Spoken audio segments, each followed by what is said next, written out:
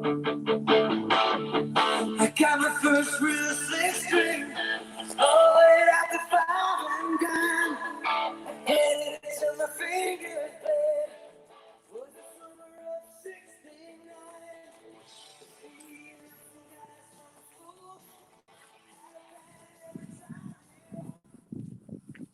Hey everybody, how you doing? Dean Norton here at Mount Vernon. I'm the horticulturist and honored to be the caretaker of George Washington's Gardens and Grounds today. To come out here just a bit more.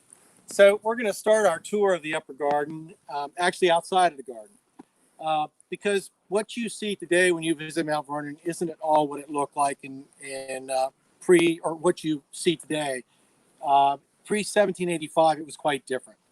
So as we pan across here, you'll see the bowling green, that beautiful tree. Can you catch that? That is a tulip poplar, actually from the 18th century.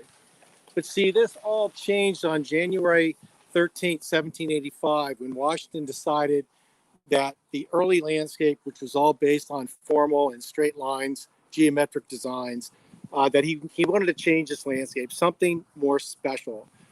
He was a big believer in first impressions, and so he knew he was going to have a lot of people visiting Mount Vernon after the Revolutionary War. I mean, here he is, he's admired, he's respected, basically worshipped, and so this new landscape had to be more fitting of the man that he had become. And he really bought into the naturalistic style landscape, which was basically abandoning straight lines and adopting curved lines. So the gardens, the first garden laid out by Washington was across the Bowling Green or grass plat. That was laid out in 1760, and it was the kitchen garden. And then the garden we're going to be walking in today was the fruit and nut garden, which was laid out in 1762. And you stay put, but the garden walls were more rectangular in shape. And they were actually as far out as possibly here, although our preservation archaeologists are probably going, no, it's further. But anyway, it's about right here. And so 1785 rolls around.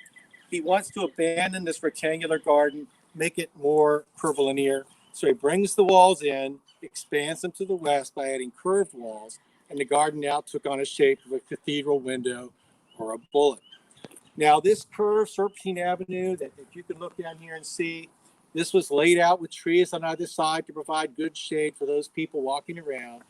And the thing to do before and after dinner here at Mount Vernon was to stroll the gardens and grounds and to admire what Washington had created for his family and his guests' enjoyment.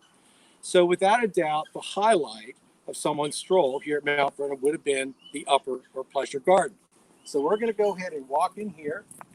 And so for a year and a half, basically Washington became a designer, starting in January of 85, and pretty much mid-1786, he handed the keys over to the gardener and said, take care of it from here. You don't hear much more about it. So what a beautiful view we have as we enter the garden. You see this nice wide main alley with a 10-foot wide path. And how better to end or have a focal point at the end than a greenhouse or a conservatory. That was completed in 1789, and it would have housed semi-tropical plants and citrus trees during the wintertime in there. And of course, during the spring season or growing season, they would have brought it out and set those tubs up around in the garden in different areas. So we're going to walk down this path here, show you a couple of things. Remember, the garden path is pretty wide so that people would have been able to come in as a group and talk and enjoy the beauty of the flowers. And a pleasure garden was meant for flowers for their beauty, not for their use. It was just for pure enjoyment. Reverend Latta visited in the 1790s, and he said that the flowers were wonderful in their appearance. They were wonderful in their scent and exquisite to the eye. And so people really did enjoy this garden the way that it was meant to be. So if we can look down, or say where you are. So this path right here, this would have been the end wall for the rectangular garden. Okay, it goes right on out that garden. That's Leslie Bird. Hopefully we'll meet her in a bit. She's our historic landscape garden manager. So this is where the wall would have ended, but then Washington brings the walls in, right? And he expands it to the west. So let's look down this way. You see how beautiful this curved wall is. I want you to notice how the path goes from 10 feet to 6. Kind of interesting, but all of this came about through 5 years of research by our amazing archaeological team that we have on site. 5-year project, and the path goes from 10 to 5. Now, there's probably a reason for that, and that is that in your mind, as you're touring around, you're not supposed to go down that path. That was kind of more of the gardener path or what have you, but you should keep on the big path and continue on around.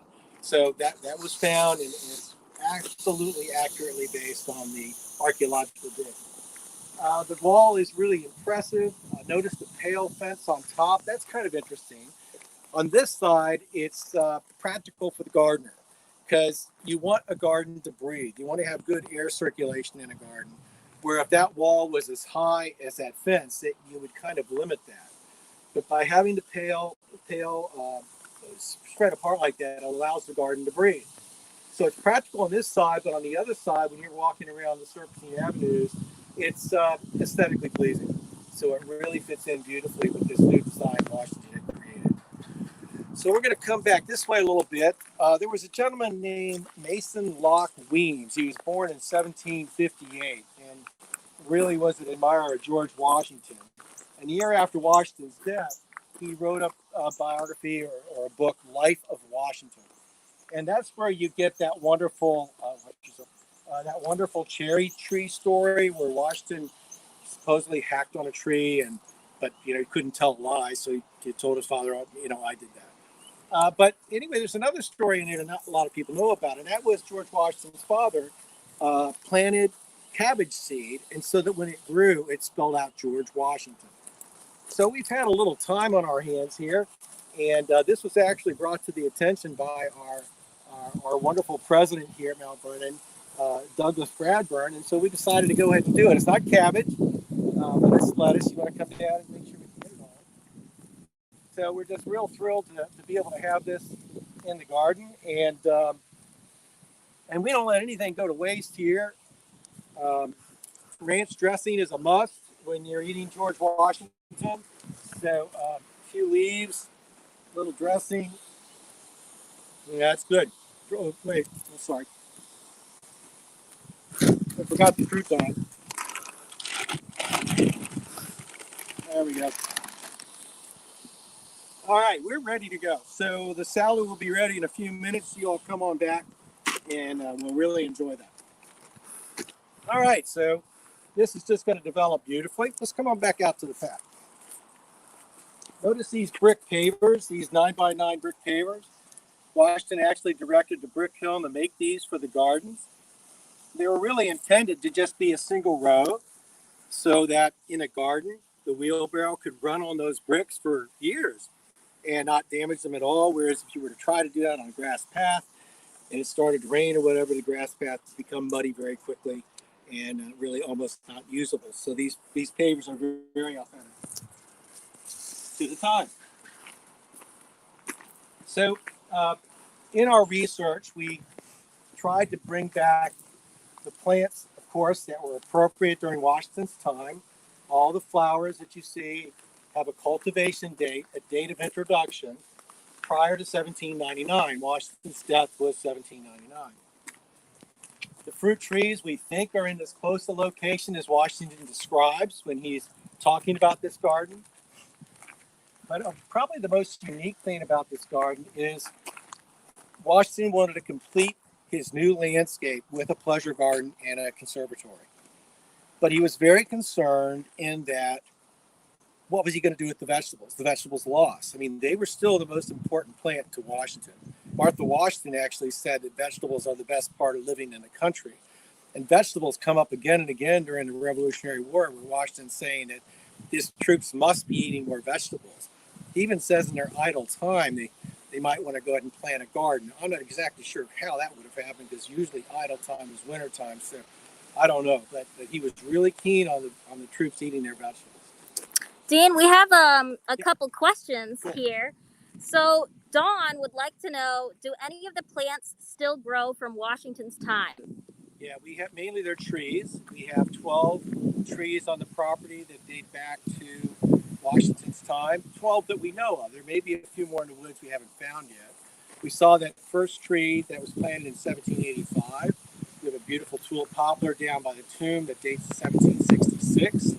We have an oak out a little beyond the historic area that predates 1706. So it's probably a very late 1600s tree.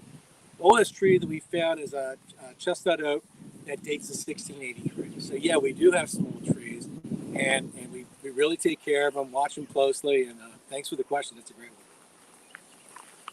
We have another one. So besides the wall, is there any other evidence that helps us know what Washington's garden was like?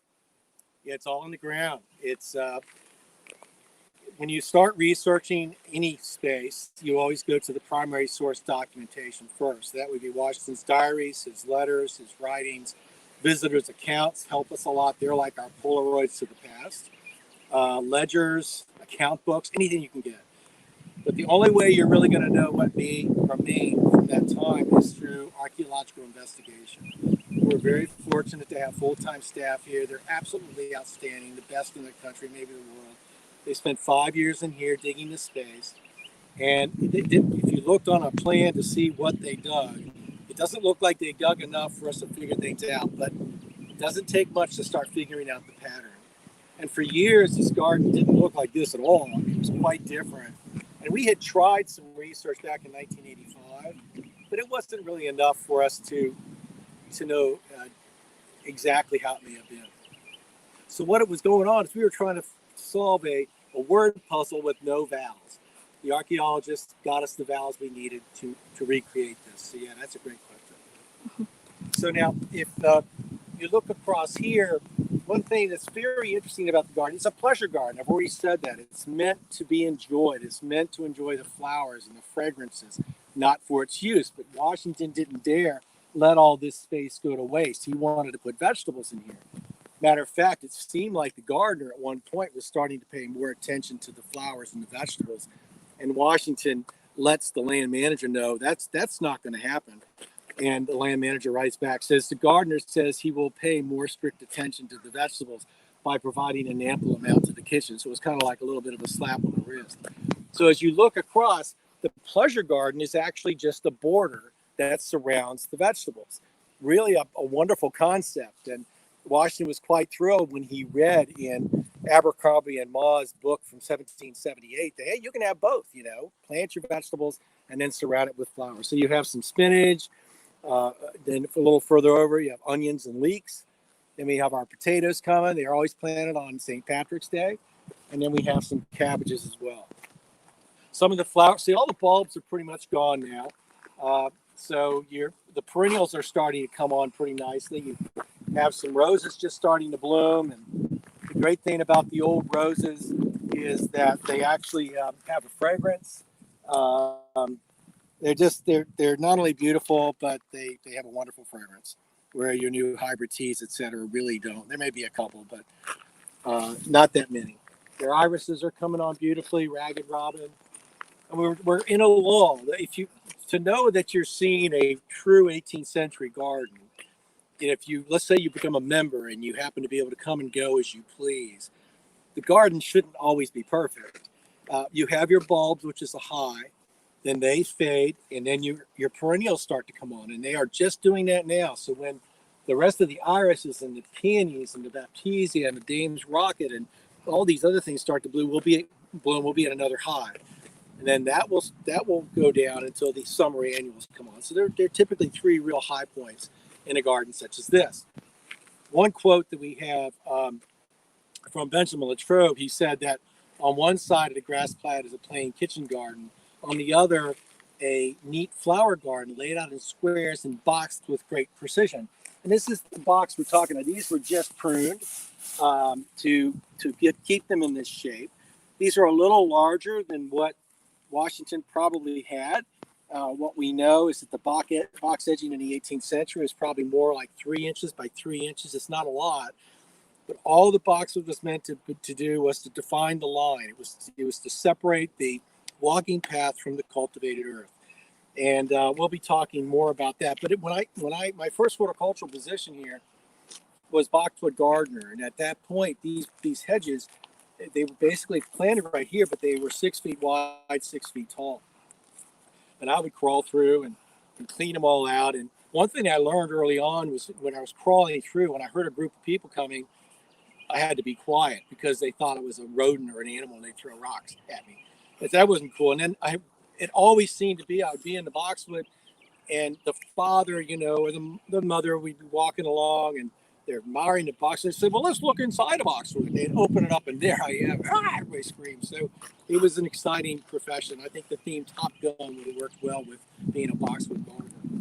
So we'll come on up and take a look at the greenhouse a little bit more. So this big courtyard probably was an area for laying out or placing the tub plants. You would have had palms and citrus trees, other semi-tropical plants that would have required a greenhouse to winterize to be able to survive the winter time. We'll come on over here, and the gardener's seed house tool room down at the end is under restoration right now. Always work going on by our restoration carpenters, etc. So one thing that they say in the 18th century about hedging is that they divide the hedging. They divide the boxwood. You're there. This is typically a boxwood that we all would buy, right? How in the world do you divide that? I mean, it's pretty impossible. Well, then you read how they would lay it out. They would take boxwood, such as this, and they would lay it in a very high sandy soil, a lot more sand than soil, and they would have laid the cuttings in that trench. They would have rooted, and once they root after a year or two, they would divide, meaning they would just separate out the boxwood and make more hedging. So it was constantly perpetuating new hedging. Washington said, the 18th century horticulturist said, a good gardener can lay out 60 feet of hedging a day. I think our gardeners could certainly beat that. Oh, Ed, hey, how you doing? Oh, look at this. He's so appropriate. He's wearing his mask. It's very good. Ed is our kitchen gardener, does a superb job. How long have you been here now? 13 years. 13 years. Not too close. So he's brought me more food. He knew I'd get hungry during this. So we got some fresh asparagus. What we got? Fava beans. Fava beans. Okay, so fresh asparagus, folks. If you can get it, don't cook it. Just eat it. That's great. And what are we going to do with this? Oh, so you want to open these up? Open it up, huh? Yeah. We're going to have a big. almost Oh, like a look pea. at that! Oh my God. It's good, right? Oh, that's good. That's really good. So the English like to eat that as a breakfast bean. It's kind of interesting. Yeah, and you are from England. Yes. Yeah, he's from England, so he knows that. Oh, that's really good. What else we got? I'm not going to eat the rosemary. Some rosemary. rosemary and some lettuce. No, I left the ranch dressing over there. Anyway. Well, thank you very much. Yeah. Can you leave it on the bench or something like that? Absolutely. And this I'll is take that, Ed. Okay. this is Leslie Bird. Leslie, our manager of these gardens, and this is just the greatest team in the world. People come in and they write me these emails and say, Dean, your garden's beautiful, and I of course say thank you very much. No, and I say it's because of these folks right here. They do such a good job, and during this closure, which has been really so sad, that we miss you all, we miss our visitors, and they've missed this beauty of this garden all this season that we've been able to enjoy. We really feel privileged that we're here and able to continue on. So thank you all very much. All right, Now, I'm going to thank keep this. Bring me some water. That fava bean's kind of drying my throat out here. Yeah, did you do something with that bean? I hope not. All right, so anyway, it's very interesting how they would have laid out this hedging. And these boxwood, we used to grow English boxwood, but we can no longer do so because of a disease that just kills them. They become a very weak plant.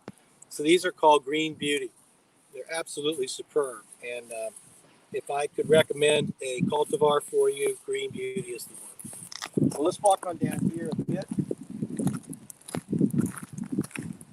I want to show you this plant. We have some questions Great, go for it. real quickly. So when did George Washington first introduce the boxwood to the estate? The first mention we have of boxwood is in the weekly reports done by the gardeners. The gardeners, there's a long history of our gardeners going back to 1773. Bateman, Philip Bateman was the first gardener.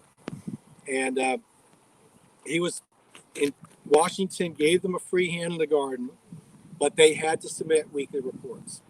And so in these weekly reports, they say in November 11th, laying out box edging. So that's the first mention of it. We think it was certainly done before that, but that's the first actual written word. And probably the reason for that is that the we only have 2 years of the gardener's weekly reports, and they happen to be 1797. Well, it sounds like 3 years, 97 to 98, 98 to 99. Now, the one thing about the gardeners, they had a bit of a drinking problem.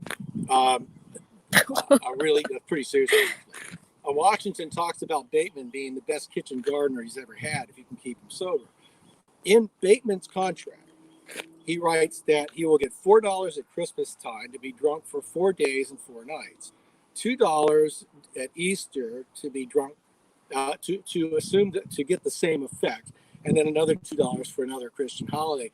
So anyway, there was a bit of that problem. I'm so happy we're beyond that time. So what's the other question?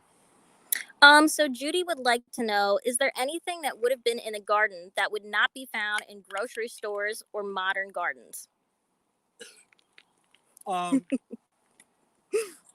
Basically, as you walk around this garden, you're looking at Safeway, Winn-Dixie, Piggly Wiggly, whatever.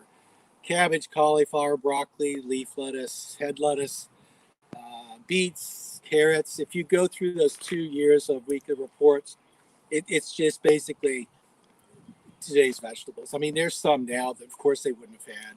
And believe me, I'm not going to even begin to mention them because I'm sure I'll mention something that they would have had and they didn't. And all my horticultural friends are going to go, that's wrong. What's interesting about it, though, it's very difficult to find actual vegetables that are from the 18th century. It's easier to find flowers and fruit trees than vegetables. Because you see, when you found a better vegetable that wasn't as stringy or wasn't as bitter, that old vegetable's gone. I mean, it's history. So most of the vegetables we find that we would call heirloom vegetables, we get them as old as we can, are from around the 1850s, 1840s, 1850s. That was a good question. Yeah. I think that's all our questions for now. That's it? Wow, okay. So this plant here is really cool. It's a Calycanthus floris, sweet shrub. And when we redid this garden, we basically dug it up completely with a bobcat, a little bulldozer. And everything was gone except for this shrub right here. And then it kind of got in the way, so we moved it over against the wall. Then it got in the way, we moved it over here. And then we finally brought it back. So Peggy Cornett is listening in. She's at Monticello. Actually, what I'd like for you to do is when you talk about that site, say Monticello. They hate that. Anyway, we have a little bit of a rivalry. We know that Jefferson sent Washington one of these shrubs that arrived in the Alexandria Post Office in 1796, and Washington planted it in the upper garden. Well, doggone, the very first photograph we have of this garden, this shrub is right here. We're talking 1880s. And if you could really see the base, it's been here a long, long time. You can't see it now. But anyway, it could be. We don't know. We can't confirm it. But we're treating it with great respect, and we wanted to bring it back exactly where it was. Okay, so let's come over here and look at the parterres. Benjamin Latrobe identifies these in a letter. He said that once again, since he left Germany, he saw here a parterre clipped and trimmed with infinite care into the rich form of a fleur-de-lis. And here's your fleur-de-lis pattern right here. The rest of it is just filler. He does end that line, though, by saying to our grandfathers, what did he say? Basically that it's totally out of favor now. Why is he doing it? But to doing any kind of design like this is when you plant something that requires formal pruning, you got to thin it. You have to pluck it or thin it. And plucking or thinning is where you come in and you break off branches like that to open up holes. And you can actually see some of the holes here. If you don't do that, all the growth is up at the top. It gets very tight. It doesn't let air and light in. And the plant can really suffer if you do that. So remember, pluck and thin to open those up, because you're shearing them all the time to keep them in a formal design. And these are brand new. These were just planted 2 years ago. We did have another type box, but I wasn't pleased with its appearance or how it was growing. So we removed it, and once again, we planted Green Beauty. So we have quite a few questions actually. I'm gonna wait for some of them to pop up here shortly. So Kathy would like to know, could enslaved people take seeds and plants to their places? Well, yeah. Matter of fact, the enslaved workers, there were four assigned gardeners, enslaved workers that worked here: Peter, Silas, and Hercules. They worked in this garden pretty much regularly. Um, the enslaved workers did not get any of the vegetables within these gardens. They lived in their community right on the other side of this building, actually, is where their cabins were, where their living quarters were. And they had their own gardens, they had their own poultry yards. On Sundays, when they did not have to work, they could go hunt to help get more food for whatever it was they could hunt. They could fish as well. So, yeah, indeed, they could have gotten seed.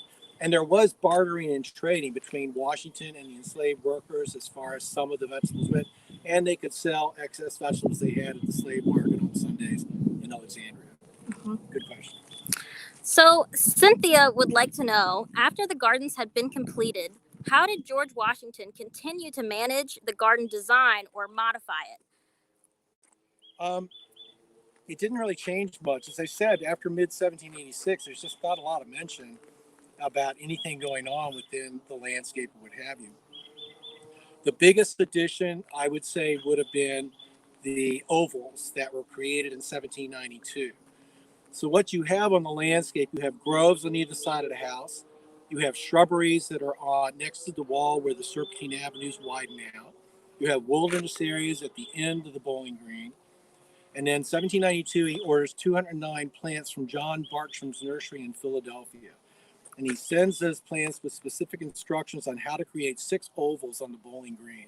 2 of them were larger than the other 4. 4 were smaller size, pretty much the same size, but 2 were larger.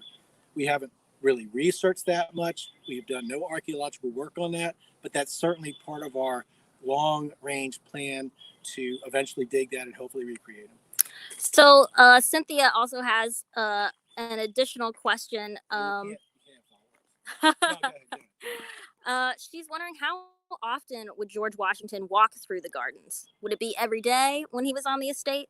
You know, no, I don't think so. Washington was a farmer. His passion was farming and agriculture.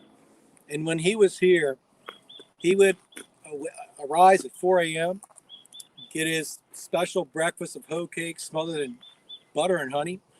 And then he would write letters for 3 hours until 7 o'clock. Then he would go down to his stables, greet his hounds and his horses, mount his horse, and he would ride his farm. And that's what he did. I think the gardens, as I said, he left that up to the gardener. As long as they gave him weekly reports, he was happy with that. And so no, he communicated through his land manager and the head gardener, and otherwise he was basically out doing the farming activity. Okay, watch yourself. So Lily would like to know, how many acres of gardens were devoted to vegetables and fruit? Every garden enclosure has vegetables, with the exception of the botanical garden. The botanical garden is just right on the other side of this wall. It's a very small garden, and it was meant for experimental purposes. So if Washington wasn't familiar with the plant, or if he just wanted to grow a few extras, he would put it there. There were no vegetables there. The kitchen garden was nothing but vegetables, fruits, and berries. This garden, of course, had your vegetables on the interior, and the border of flowers surrounded it. Down at the fruit garden and nursery, that's a 4-acre tract that also archaeologists helped us rediscover. 3 acres of that is fruit trees, and the other acre is a nursery. There were vegetables planted there. And sometimes vegetables were planted for fodder for animals as well. So vegetables were everywhere. They were really, really important. Good. I'm going to see if we have another question here, and then we'll just move on over in case we don't. I happened to find my bugle. Anybody who knows me knows that I love to have a bugle. Plants like it, actually. So we just had the Kentucky Derby. So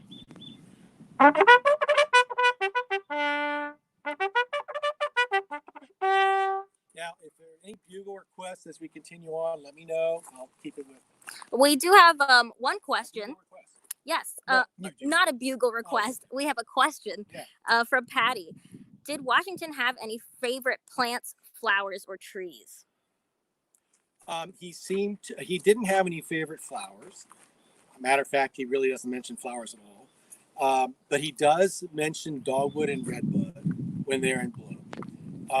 He loved trees. I think that was definitely his favorite thing. At the age of 16, he's in the Ohio River Valley on a surveying expedition. And he writes in his journal of my journey over the mountains, about 4 miles higher upriver, we rode through the most beautiful groves of sugar trees. And for the best part of the day, we admired the beauty of the trees and the richness of the land. This is a 16-year-old that just is already in awe of the magnificence of this country, its rich natural resources. And Washington talks about trees often. This one gentleman that he knew was a nurseryman. He grew forest and fruit trees. And he wrote that your profession it must be great amusement and create good health for you. It certainly is one of the more rational avocations of life. So yeah, trees were his thing. So I wanted to take you in the greenhouse because even though this is a reconstruction, it's really well done. It's a very special building.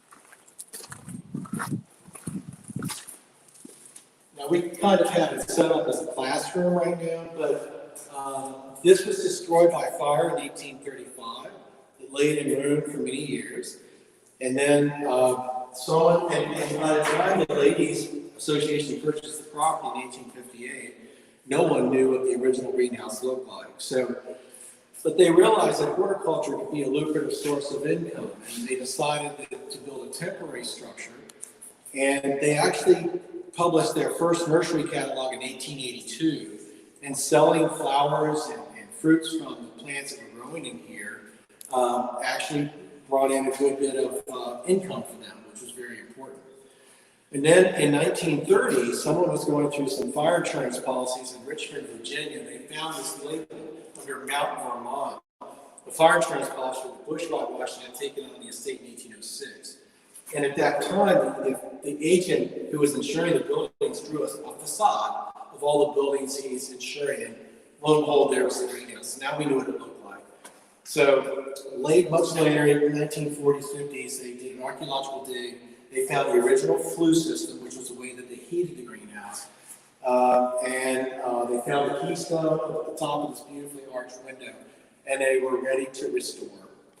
At that time, amazingly enough, they are doing major restoration work at the White House in Washington, D.C., removing interior walls, which is 18th century brick, and that brick came here, and that's what makes it this greenhouse. It's a great story. But what's wonderful about this is how efficient it is. You have your southern windows. They're triple hung, so you can open the top and the bottom, which is allowing for good air circulation. Notice the roof is vaulted so that heat doesn't get trapped up in the corners. They always wanted a glass door on the east side to allow morning sun, but a wooden door on the west side to exclude afternoon sun, because that could be too harsh. In the wintertime, you would let the solar energy build up as much heat as possible, and then on a really cold night, you would close these shutters too, and that would help retain heat within the building.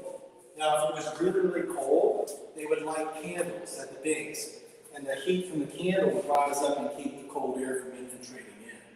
There's only one problem that I can see with the restoration of this greenhouse, and that is that the way the gardener would have looked at the structure in the winter would have been in a door along here somewhere. Because let's say it's really cold out, if you've got as much heat in here as you can, you wouldn't want to open one of these doors and close them and let way too much cold air in. So you would enter through a door on the opposite side, close it, and then open the door here and come in. Now, it did have additional heat though. This is a pretty modern greenhouse. Some of the earlier ways of heating the greenhouse was taking manure and slapping it on the back wall, and then as it decomposed and generated heat. Great. So anyway, we're beyond that. So underneath here is a triangular arrangement of a flue, and there's a very deep stove room on the opposite side. They would light heat would come through these little tunnels underneath, wrap around and go up the chimneys, and that radiant heat would come up in the greenhouse. Now, believe me, it wasn't keeping this greenhouse on cold nights 60 degrees. All they wanted to do was to keep the plants from freezing. So just keep it above that 32, 35 if they could, and that was the mission. If they did that, they could keep the plants alive in the wintertime. But it was that stove room probably that got out of hand in 1835 that unfortunately burned this whole structure down at that point. So we can walk out here, and so that's two. And here these are the espaliers along the wall. Washington and his gardeners were very keen on espaliering fruit trees. So they would graft the trees. They would take the sort of tree that they want, whether it's an apple, pear, whatever, graft it onto a dwarfing rootstock so that it wouldn't grow so fast.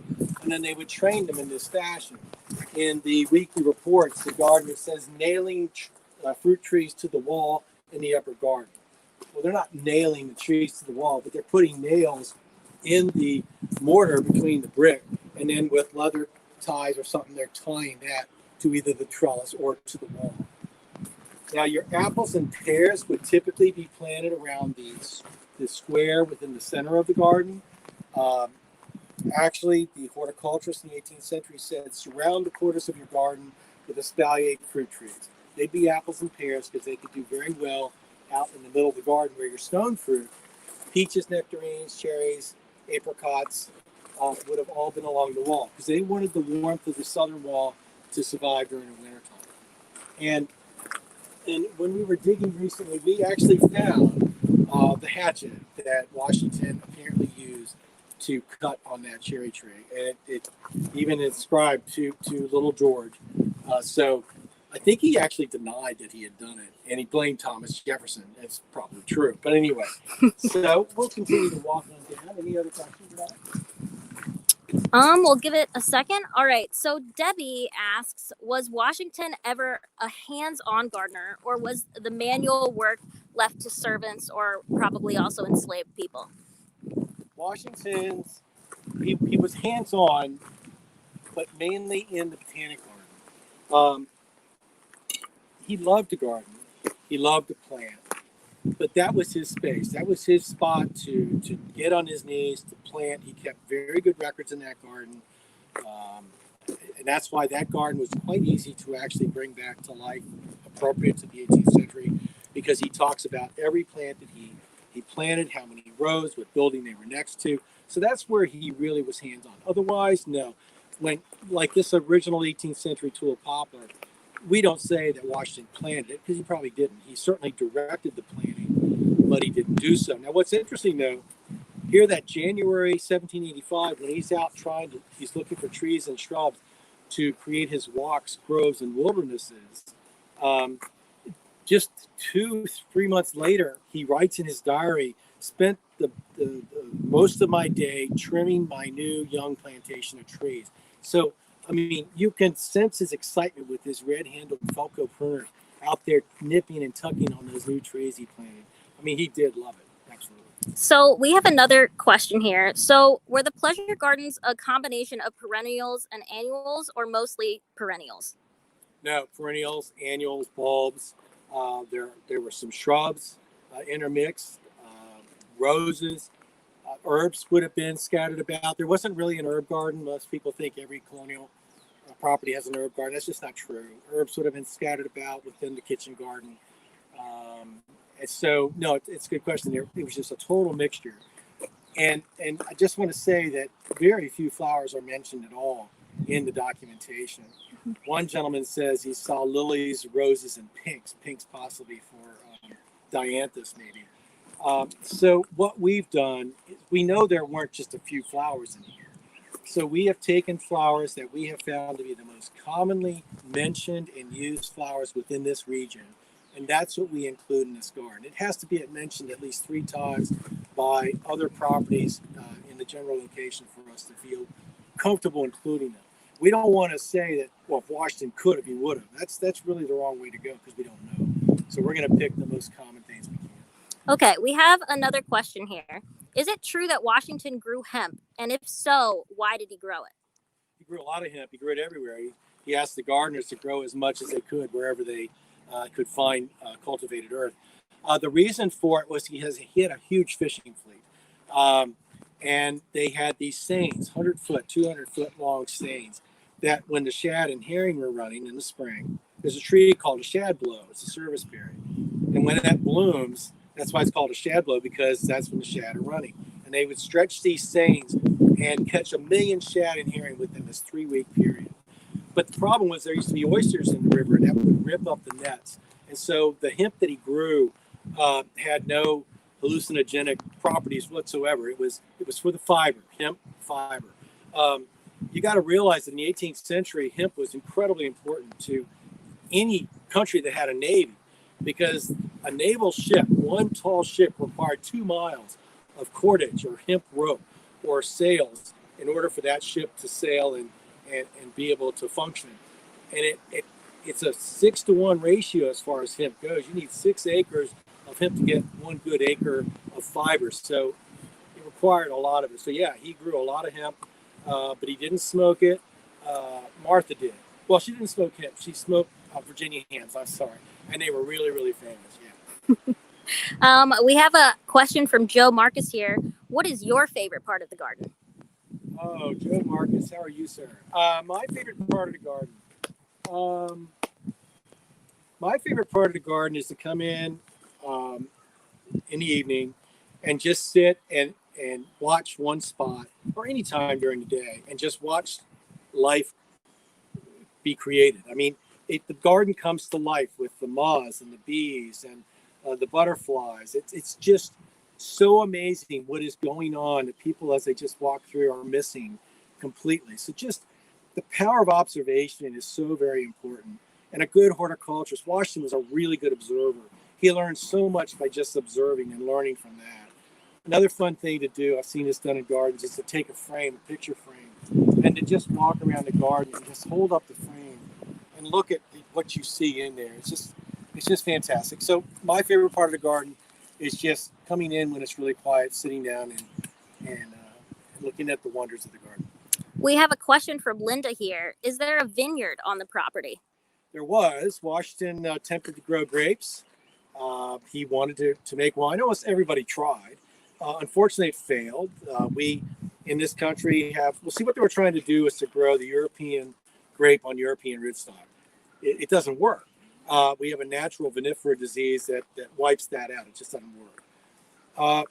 Washington seemed to know what to do. He kind of wrote a dissertation. He said, I think if I were to graft the European rootstock onto our native grape, it would work. And indeed, it would have worked. But he seemed quite happy buying Madeira import from Spain and Portugal.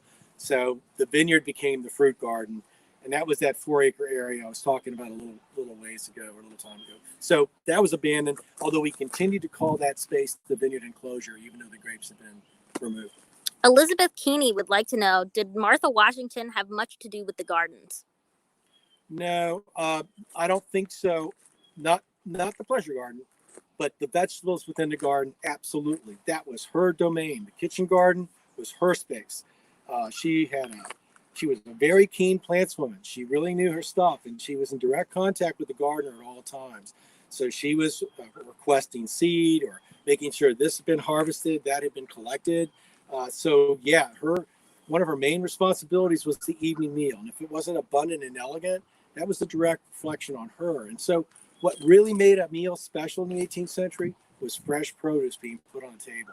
So you wanted as much coming from those gardens as possible. So yeah, she was directly involved with the vegetable, fruits and berries. Mary wants to know, where do you get your seeds? Well, for the most part, we collect our own, but there are other places that we collect seed. If you want to send us an email, we can send you all of our contacts if you'd like. I'd be more than happy to do that. But Washington was really big he was quite frugal. So he felt that once he got a plant, he should never have to seek that plant again, either through propagation, division, or collection of seed. You should be able to continue on with that plant from that point on. So seed collection was really important. As a matter of fact, people coming into the garden, a lot of times will come in and they'll go, man, what are these gardeners doing? They're not deadheading. What deadheading means is you're removing the spent flowers, well, because we're letting them go to seed. And another thing too, we collect all of our seed, not only to use for ourselves, but we sell those seed in our gift shop. So definitely check out the website, and there are lots of heirloom seed that you can purchase that way. We have a question here. What is your favorite tree or plant on the grounds, and why?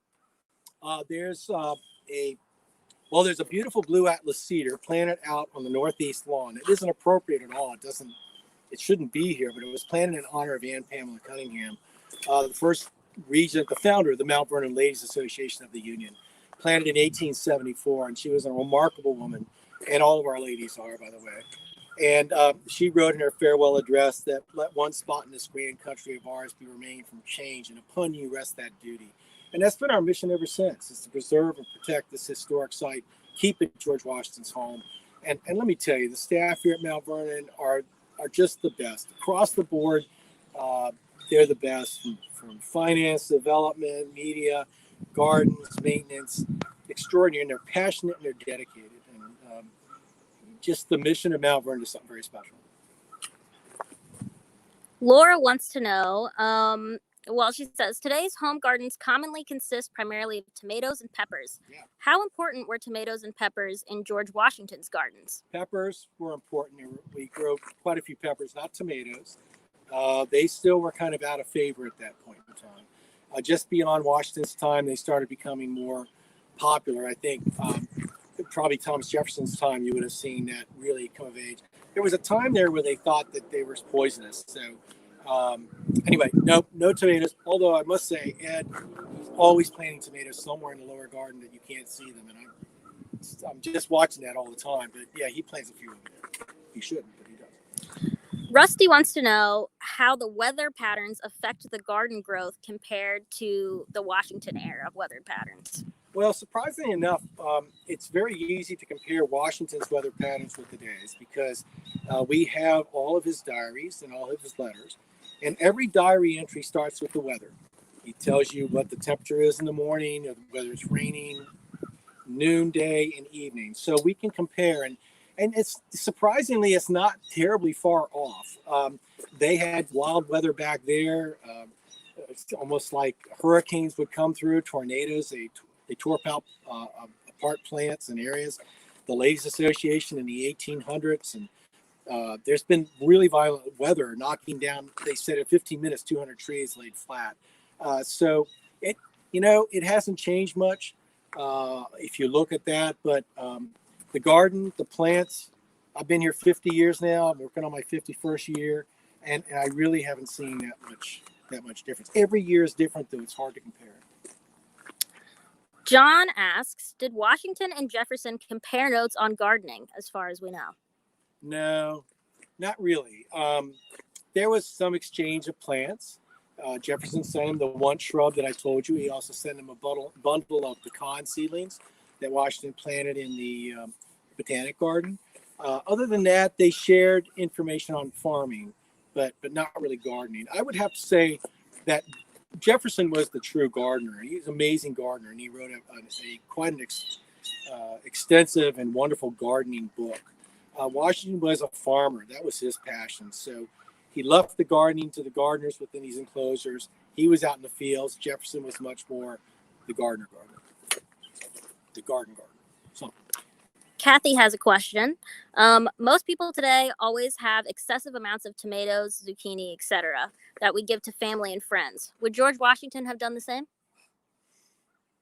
I don't. There's no reference to that there was extra. That's where I said the bartering and trading with the enslaved workers probably would have come in if that were the case. No, I think what they produced, they used. Understand that summer crop, they would have eaten some of that then, but then that would have been stored in the basement of the mansion during the wintertime for winter use. So I think it was all used. But I will tell you today, what's really special is our vegetables within our garden. We produce enough that we are able to provide 6,000 pounds a year to our local food bank and to a site just down the road at the Woodlawn property called Arcadia.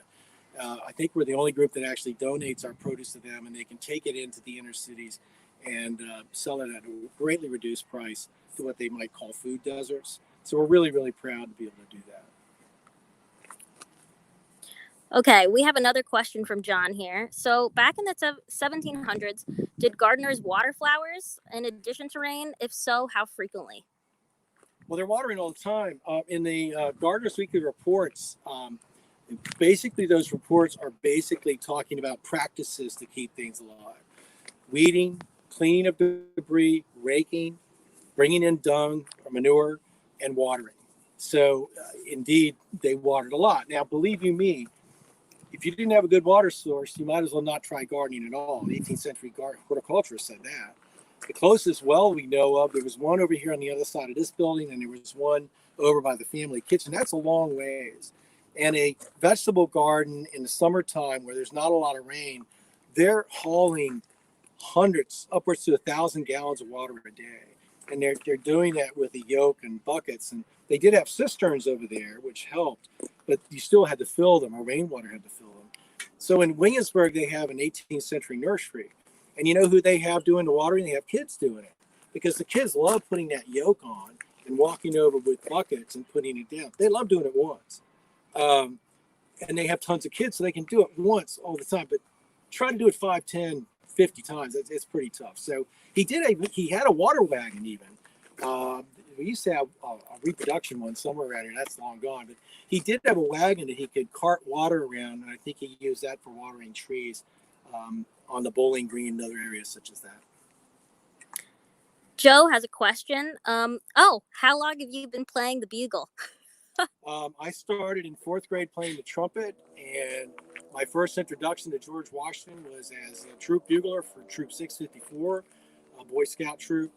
And every year we would lead this pilgrimage down to the tomb, and I would blow taps at the tomb. So I did it then. I did it when I was working in Mount Vernon from 69 on. I still play taps periodically. One thing I've started to do now, which I love, is on December 14th at around 10 o'clock that evening, I play taps on the East Lawn because that's when Washington died. And it's just always special to come out and do that in honor of him. We actually have a bugle request as well. Oh, good. Could you play Yankee Doodle? No, I can't. Oh. Okay, I'd love to. See, I have no keys, so I'm limited in the amount of songs I can play. I can play Reveille, I can play taps, I can play all those military things. There is one song I can actually play with, and some of you will laugh. It's Play That Funky Music, White Boy. For some reason, I seem to be able to play along with that, but that's about it. Interesting. Yeah, interesting. Are there opportunities to volunteer at the gardens? Absolutely. We would love that. We don't seek volunteers. We expect them to come to us. We figure if they come to us, then they're a little more dedicated. We don't have a lot of volunteers because it's hot. It's really, really hot. And in these enclosed walled gardens, it gets hot, it's dirty. But the ones that do help us, they're fantastic. We have volunteers help us in the greenhouse. And I just want to tell you this, we have fun. My mission here among our team is if we can't have a good time, then it's really not worth it. And I really fully believe that the 8 hours they spend at Mount Vernon, it's going to be the best 8 hours of their day. And I think we've achieved that. We have people here that have been here 25 years, 30 years, 20 years, 15 years. They stay because they love it and they're enjoying it. Okay. We are waiting for another question here, but maybe you could. Well, let's just walk over here. Yep. Show us a different area of the garden. Yeah, look at the beautiful curved wall. This is Washington mentions that he mentions a cherry walk, and we believe these espaliers along this curved wall could very well be that. So, and they're going to be heavily laden with cherries. They're sour cherries, but they're really, really good. Come on. Laura asks, could you speak to the role composting played in Washington's gardens? Oh, it was critical. One of the first mentions in Washington's diaries, 1760-ish, it's basically a 7th or 8th grade science fair experiment. And if you turn over here and look at the greenhouse, right in front of the greenhouse were 10 boxes. And in those 10 boxes, he came up with 10 different types of manures or compost. And then he had a little dibbler that he made holes in that media, same depth and same spacing, sowed the seed, and then saw what worked the best. Of those 10, Black Creek mold seemed to be the best. Now, Black Creek mold was also one of the hardest to come by. But Washington talked about the river, saying there's an unlimited supply of material I can spread on my fields in that river if I just dredge the bottom. And you know what the machine, I call it machine, the unit was called that he could do that with? It was a hippopotamus. And they would dredge the river, take that up, and spread it on his field. I mean, Washington talks, he's writing to Arthur Young, a famous agriculturalist in England. And he's contacting England because he knows that they're landlocked. They've had to come up with ways of continuing to farm the same lands. And that's what he wants to know how to do. He really hated the practice of farming to depletion of nutrients and moving on. And so he says, I'm looking for a manager that's Midas-like, that whatever he touches will turn to manure, the first transmutation to gold. So yeah, it was really, really important. We have time for about 2 more questions here. So Jeremy, yep, we'll move on this way. So Jeremy asks, how did Washington deal with pests like moles or rabbits? Well, a flintlock musket really worked well. We don't really, I don't hear much about rodent steer would have been a real problem. They talk about that. They say, what do we do with these rascals that are coming into the garden? There's one mention that the land managers that has gotten this information from the gardener writes to Washington. The gardener says it's either the deer or the plants. I mean, so let's say that was September 1788. It could be yesterday. I mean, it's the same thing. Washington actually had 6 tame deer in the deer park just in front of the mansion. The deer park kind of fell apart and the deer became pets. The reason he had them there was so that you could see them on a regular basis. The other 1,000 were all over the place, but you couldn't be guaranteed that they'd be there. So, and as far as pests and things, there was a great article done by Wesley Green. He used to be the head of the nursery in Williamsburg, and he writes all about that. And he concluded by saying, what did Washington do about all the pests and diseases? There weren't any. There were so few because they hadn't been introduced yet. So they really didn't have much to worry about as far as that was concerned. Alyssa asks, what have you studied to get your job? Well, I got my job when I was 16. I just turned 16. And I picked up trash. So I studied trash and size, and, and how I picked it up. But really, let me just tell you, the reason I'm where I am is because people have liked me and they've allowed me to continue to grow into each next position. And it goes to show you that you can start out picking up trash and end up in a job that you love and you can stay for 51 years. Washington didn't start out famous and great. He started with very little, but he became who he was through study and perseverance and patience and self-education. So anyone can do it. And I did get a degree in horticulture from Clemson University, go Tigers, and very proud of that. And people, the ladies, have just been so very kind and generous to me. So I'm a blessed individual. That is our last question for now. All right. So what are we wrapping up? What are we doing? Yeah, we can wrap up, or you can show us I don't know. one more. Do we have anybody online? Yeah, we still got people. I'd say one more area, and then we'll wrap up. All right, let's walk over here. We're walking past some onions. Look at these. Aren't they beautiful? Got a little rogue poppy here. Little Flanders poppy. And we got a little rogue oriental. No, that's actually an opium poppy. Don't tell anybody. That's for special use. So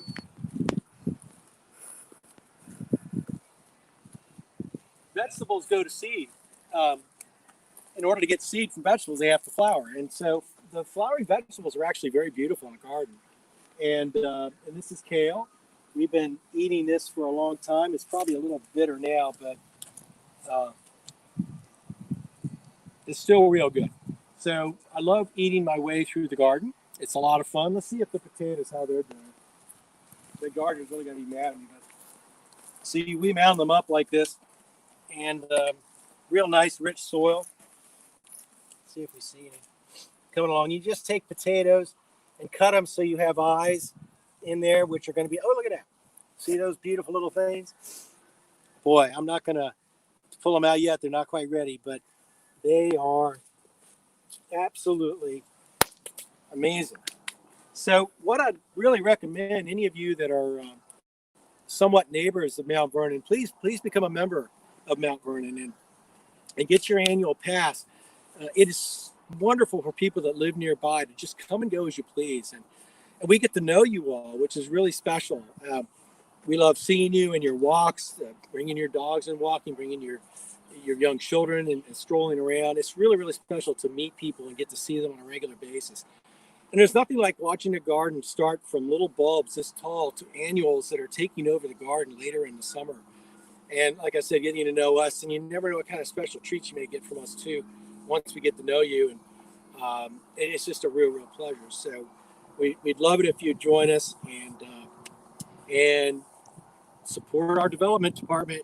We're just like a lot of people, we're hurting. So if you want to go to any part of support for Mount Vernon, please do it. That would be very special as well. These are grapes, the grape arbors here. We've trimmed them down to the single system right here, and they're going to be growing up tall, and we'll tie them off. These are Muscat grapes, muscadine, and they're really, really good. My daughter loves these things, especially when they become purple. They're just really sweet, really, really good. So how are we doing? We're going to wrap it up. All right, look, I've really enjoyed it. Thank you for spending a little time with me. Maybe next time we'll do actually a bugle show or something like that. But anyway, you all take care. I hope you enjoy the rest of your day. Don't shut up.